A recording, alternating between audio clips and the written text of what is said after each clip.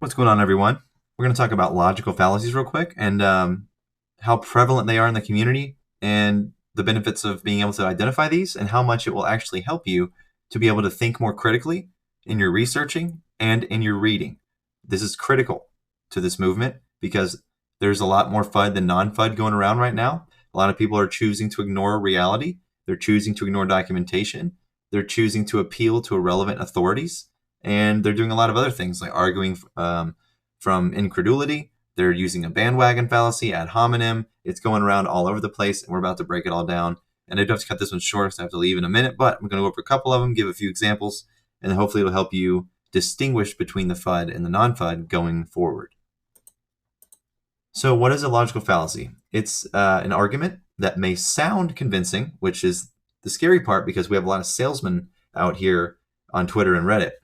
So they sound convincing, which is what lures you in to believe it, but are based on faulty logic. So everyone's doing half the battle.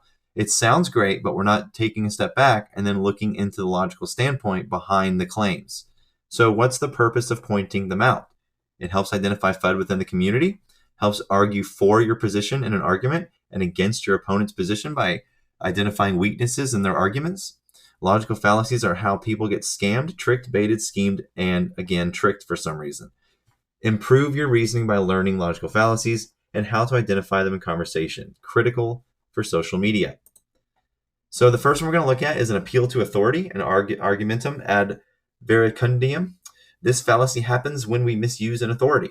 This misuse of authority can occur in a number of ways. We can cite only authorities, steering conveniently away from other testable and concrete evidence as if expert opinion is always correct. Or we can cite irrelevant authorities, poor authorities, or false authorities. Well, Mr. Rosimo here has committed this logical fallacy because in a reply to the news article posted out, he says, Dr. T, who has worked on these companies/securities, nah, bro, I'd rather believe this random YouTube.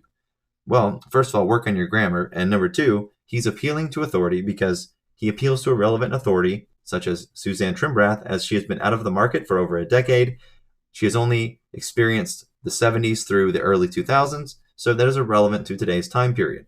Also, appeals to false authorities, as Dr. Trimbrath is not on the board of GameStop. And as per GameStop's own 10K form, it says not to take financial advice from anyone on social media, any news organization, nobody except the company itself.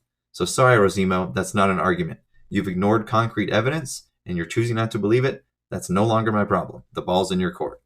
If you want me to believe your theory, you're going to have to post positive evidence. There's no evidence that Suzanne Trimbrath even said this would prevent naked short selling.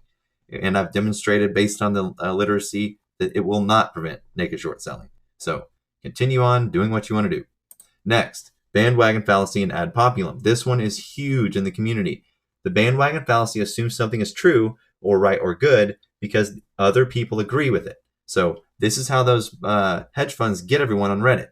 They pump all the posts full of awards, and next thing you know, they see all the awards, they get lured into it like a bug in a bug zapper, and then next thing you know, FUD spreads around the community like cancer. We can prevent this.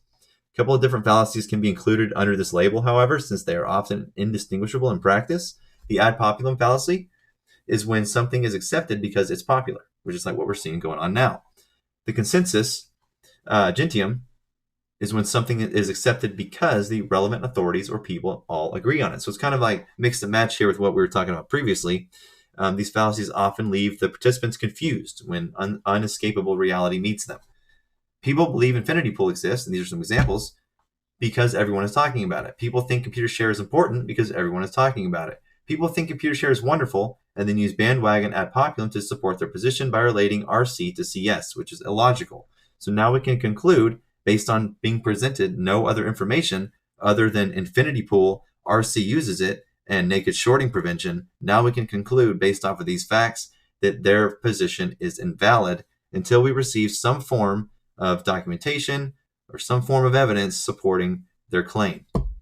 And again, Trimbrath is not a support of your claim because she's not a relevant figure of authority in this position.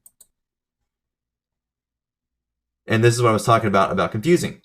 So the news article came out from Benzinga, and obviously, I guess some smart people did get conned into doing this because this gentleman said he's lost because from the videos he watched, CS is good. So that's where you messed up, my friend. You thought they were good because you didn't look into the logical aspect of it. Infinity pool, never been proven. It's just a word circulating on the internet. The unfounded claim circles back and becomes a problem for the argument itself. The argument begins to crack at the foundations, and the emotional standpoint and status will continue to accelerate and get worse for the opposite end of the argument, the losing side of the argument.